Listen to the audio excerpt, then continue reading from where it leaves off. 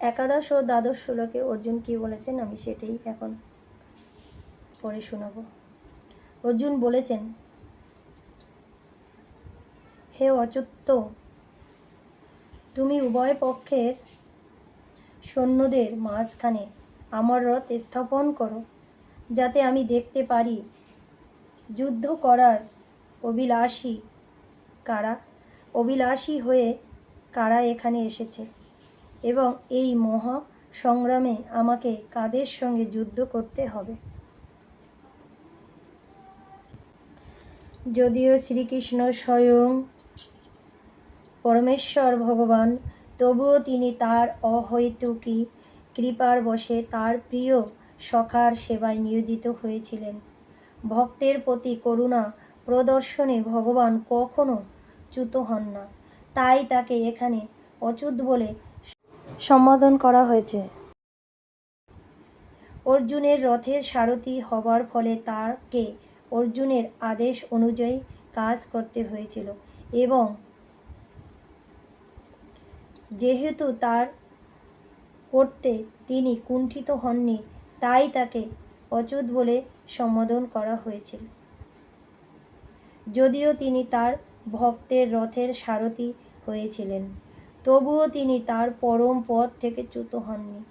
সকল অবস্থাতেই তিনি পরমেশ্বর ভগবান বা সমস্ত ইন্দ্রিয়ের অধীশ্বর ঋষিকেশ।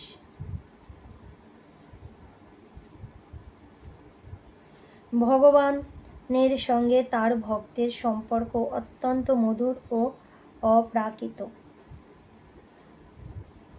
ভক্ত সর্বদাই ভগবানের সেবায় উন্মুখ, তেমনি ভগবানও তার ভক্তের কোনো সেবা করার জন্য সর্বদা সুযোগের অন্বেষণ করেন, অপেক্ষা করেন।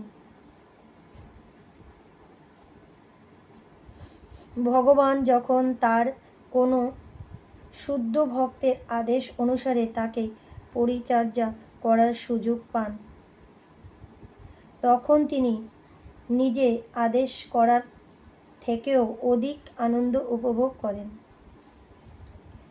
যেহেতু তিনি হচ্ছেন প্রভু, প্রত্যেকেই তার আদেশের অধীন এবং তাই তাকে আদেশ দেওয়ার মতো ঊর্ধ্বস্তরে কেউ নেই। কিন্তু কোনো শুদ্ধ ভক্ত তাকে আদেশ করলে তিনি দিব্য আনন্দ লাভ করেন, যদিও সকল অবস্থাতেই তিনি অচ্যুত প্রভু।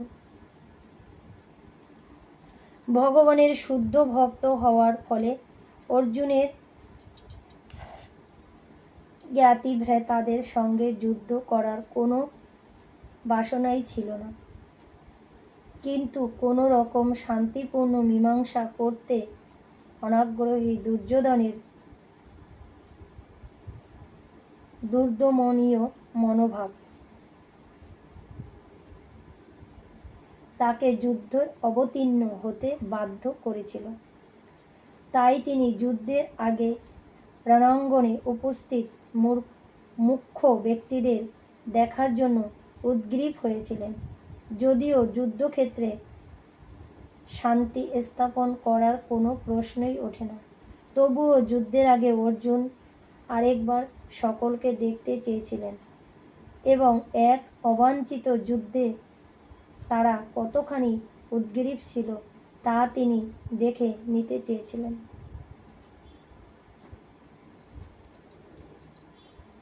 একাদশ ও দ্বাদশ শ্লোকে অর্জুন কি বলেছে এবং শ্রীকৃষ্ণকে কেন অচ্যুত বলা হয়েছে সেটি আমি পড়ে তোমাদেরকে শোনালাম। রাধে রাধে বন্ধুরা, তোমরা সকলে ভালো থেকো, সুস্থ থেকো।